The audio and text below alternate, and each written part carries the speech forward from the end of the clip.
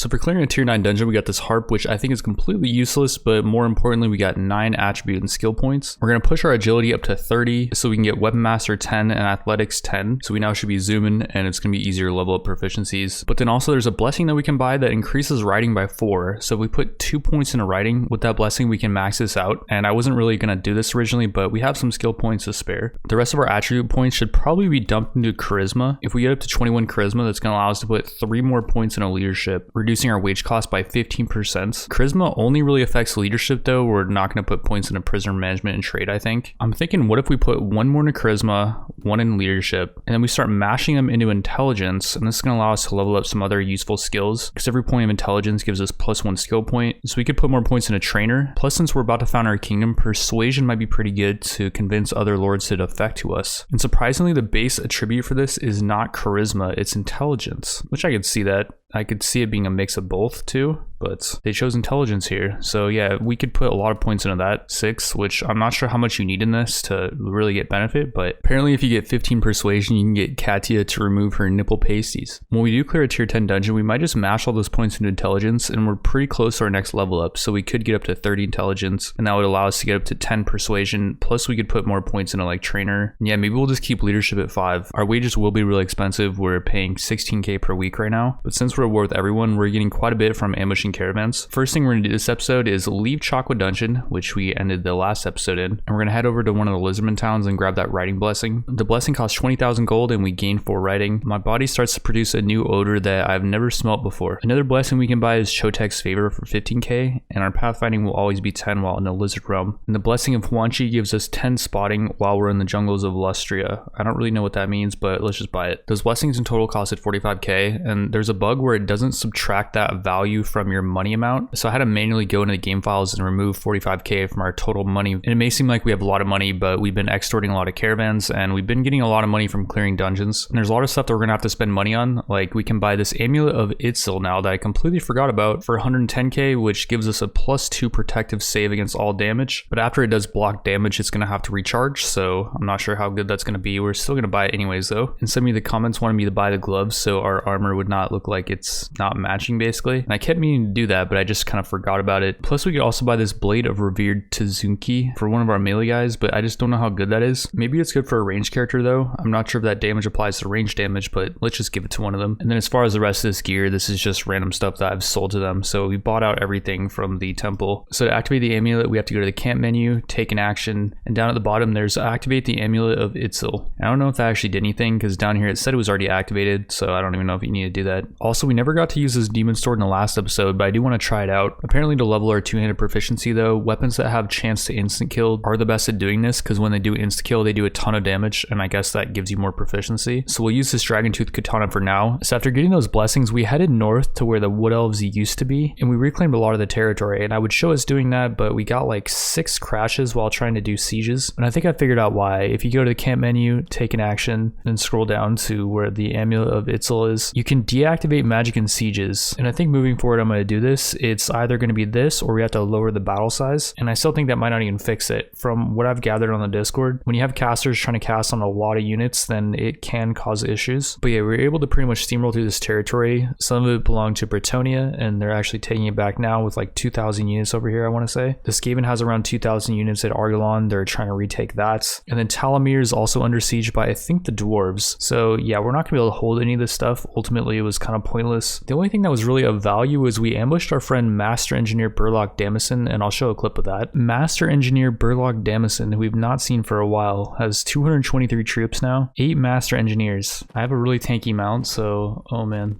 all of our companions just got knocked out pretty much. All of our crappy ones. There we go. They're killing their own units. I'm getting shot at by dwarf engineers, I think.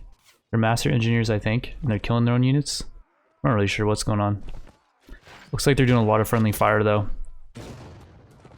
Oh yeah, they're killing their own units like hardcore. This mount's a freaking tank though. It's tanked like 5 master engineer shots. We just knocked out 2 master engineers. One thing we could have been doing is only using blunt weapons, and we can knock them out. The problem is they're friendly fire. Like, I really don't know why they did that. They just nerfed them so hard with friendly fire. We lost 30 units on that battle, 76 wounded. That was pretty brutal. And the guy got away. That's unfortunate. It's twice he's got away. We did capture 3 master engineers though, which we can recruit. But yeah, so we talked to the master engineer. He will join us actually. I think there's a higher chance with more persuasion as well. And we're actually able to talk to another one right away. I always choose the second option after they, you know, accept. Maybe they know they're going to do friendly fire, so they're going to do more damage to us than the enemy. I remember in a previous playthrough, as soon as they changed that, I started not even using these things because the friendly fire thing. And this guy's going to join us as well. Yeah, they're definitely going to just try to team kill us, I think. So we left all this territory, and as you can see, people are starting to retake it. We headed east, and we're actually going to head back to Lizardman lands. As we're heading that way, we ran into Lord Yori, and he has 9 dwarf rune lords that I would like to capture potentially. If we micromanage these to only fire while the enemy is charging, and once they get here, we just stop them from firing. Oh yeah, we're getting some nice kills. No friendly fire yet. And then, okay, maybe that's enough. Hold your fire. After they fire their volley, we can actually tell them to retreat, and they'll leave the map. Yeah, your casualties, 4 dwarf master engineers are routed, and Inferno was routed, but I think that means we don't lose them. So our lord got away, but we did capture 4 dwarf rune lords, which are really good units. We're now gonna head back to our ship, which we bought for 5k. This thing's really good. You can move at super fast speeds on the water. And no one else really has a ship aside from like some pirates, which don't have that big of parties. So you're pretty much immune to everything while you're on the water. So we're in Skaven lands with our super sneaky boat that can carry 371 units somehow. And these Skaven lords are completely unaware of our presence. This one has 8 rattling gunners. And this is the first time I've seen a Skaven lord with any rattling gunners. Warlord Visquit might be like their leader. I'm not sure why he only has 123 units. Maybe he just got into battle. If we do take him out, there's a chance we could knock some of those rattling gunners unconscious and we could recruit them to our party. So we're going to try to get in between these guys and kind of split them up because I don't want to fight both parties at once. The way you disembark from the boat is you got to click on like a castle or village and it will, okay, I don't know what the heck. There was no message that popped up that said to disembark. So I'm wondering if we're still moving that fast. It looks like yes, we indeed are. It's definitely a bug. Not supposed to be the case. I've never seen this bug before. It's very it thinks that we're still on the boat. So yeah, we're just gonna abuse this for a second. Not that it really matters, like we're moving faster. Oh, here we go. Do you want to disembark? Yes, okay. So it had something to do with I really don't know what, to be honest. And here's our weekly wages. We're paying 20k for our party. Yeah, anyways, so let's just try to run this guy down. So the plan here is I'm gonna try to draw their fire away from our units. Yeah, they're just rapid firing on me, but my mount can tank some punishment. Okay, I probably don't want to go into the water actually. Why are they so fast, by the way? I think one of their casters sped them up. So the plan here is I'm going to try to get in their back line where their rattling gunners are at. These are not the rattling gunners. These are Giselles. I'm not sure if the rattling gunners like don't have that much ammo or what's going on, because they're not in their back line anymore. Yeah, I see one. I see a few actually. Dismount. And then I have this super punch given to me by one of my companions. Did I knock him out?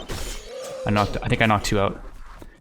So Ogrelix, one of our companions, has super punch, and it takes a lot of strength to be able to use, but is there any more, by the way? I'm trying to see. I ended up getting knocked out, but we wounded 4 rattling gunners. Oh, we captured this guy too. We're gonna let him go. He's gonna like that. We found Warlord Visquit again in this castle, and we talked to him and got 5 relation for doing that. If we wait for him to heal up to, I think it's like 20%. It kind of depends on his max HP. We could potentially capture him again though and get more relation with him. While we're waiting for him to heal up at Dragontooth Castle, we could take Sartosa. So we already took this town, but last time we took it, it was with way less units, and I didn't actually show it because the enemy just retook it like not that long after. But yeah, I want to get in here and toss some bombs.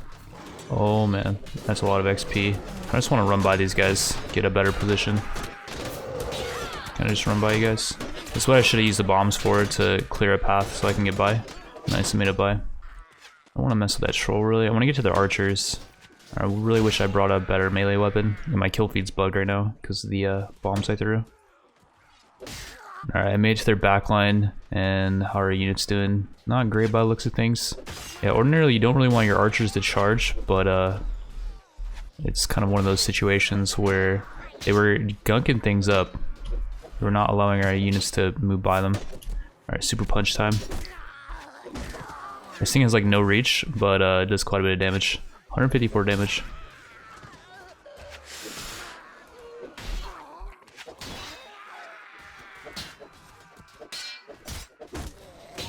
So we took the town, and we can build a war academy here, which will train our faction's special troop. I think that's a Croxagore, maybe the ancient Croxagore. And since we have good engineer, it's going to take 46 days. I do believe even if this is retaken, then the war academy will stay here and it will keep building. Let's test it out.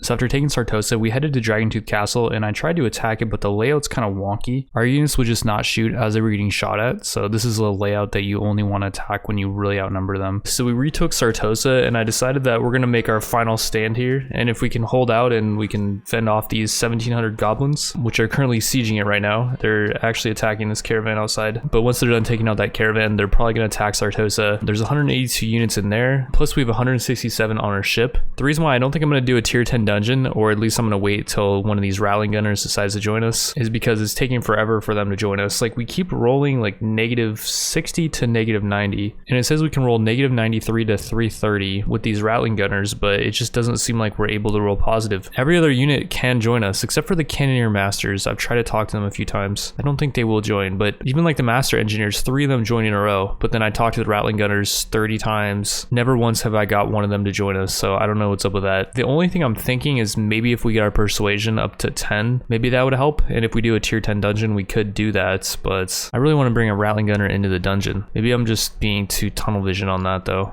and maybe I should just do the tier 10 without the Rattling Gunner. I do think it is pretty possible to fend off these goblins though. If this was any other race, I would be a little bit more worried, but I think goblins are like the worst. There's a lord fighting some chaos zealots. We could maybe swoop in here and take them out. Another thing to help crashes is I've been limiting the amount of casters I've been bringing into each battle. Like, I'm only bringing skink priests now, and that has been helping, but I still have to disable it in sieges because the enemy can have casters, and it's happened with some of the ruin plague warlocks or something. I want to say that might have been it, because when the Skaven attacked us, I think one of their warlock things caused a crash, but that's just kind of a guess. But yeah, so we got rid of one goblin lord at least, and we'll just hire all these villagers to help us in the siege. Oh, and here we go. We're in battle. We have 366 against 1375. That's actually not as bad as it was. And yeah, I did try turning on battle size, and it seemed like with specific casters, they're going to crash the game no matter what. Maybe it would be less likely with less battle size, but I don't know. I tried with like, I think 250 battle size, but the casters crashed it. But yeah, I have pretty high doubt that the goblins are going to be able to beat us here. The question, I guess, is like, how much are we going to lose? Because another faction's probably going to attack us, and they're going to be stronger. What are those goblins doing over there? Drop some bombs. Probably just one. And yeah, this is a really defensible position. Like, we got archers up there, archers up there, archers over there, and archers up there. And we're all shooting down at them. And they can't really shoot at us. Like, there's certain layouts where the archers will just lock onto your melee units, even if they don't have line of sight.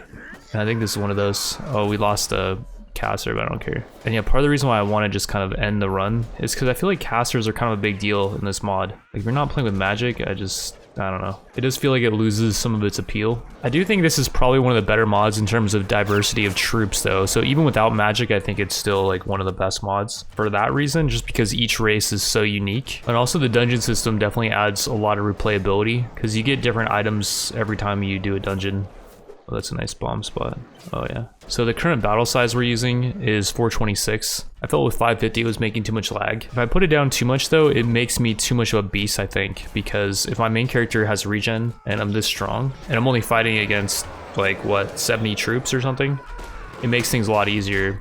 Whereas with this, there's a lot of RNG that can kill me, mainly magic, which I think makes it more interesting from a viewer perspective. But then also certain races have AoE, like the undead have ogre lead belchers or fire belchers, which now behave like master engineers. I think they have insane range and they do a ton of AoE. But yeah, goblins are just so weak. Like, they have trolls which are really strong, but aside from that, like, they just clump. Toss your grenade in there, and that is not something I'm gonna be able to do again. But if I could only control the master engineers, I wish you could do that, to like take control of your units. That'd be awesome. Like, I have them in their own group. They haven't shot anything, I don't think, yet. And we can have them try to launch a volley. That one's got it. Oh yeah. Oh, fire, hold your fire, hold your fire. Holy crap. See the damage. So as you can see, there's still a lot of them. I'm really surprised they didn't team kill there. Okay, wait, let's wait for this massive horde of goblins to get over here and let's try it again. Okay, I think we're about at the end. I want to see if we can get one more shot off. The goblin guy over there is bowing at us. I'm blocked for these guys. Oh, he got it off. One of them did. Okay, hold your fire. Pull back. Oh, another one got a shot off. Did we lose any of them just now? I don't think so. We took out 1,375 goblins, and we probably captured a lot of their lords. Just kidding. They're all getting away. They all managed to escape somehow for the most part. Wow. We captured one out of like, how many was that? 10? We rescued a bunch of prisoners. We can put these back in the garrison. Luckily in our tavern there's a ransom broker, and we sold all the goblins that we captured for around like 50k I think. Captured quite a few. So it looks like we have another massive battle on our hands. The Skaven is coming over to take Sartosa. This could definitely be it for us. The Skaven I think are much more terrifying than the goblins.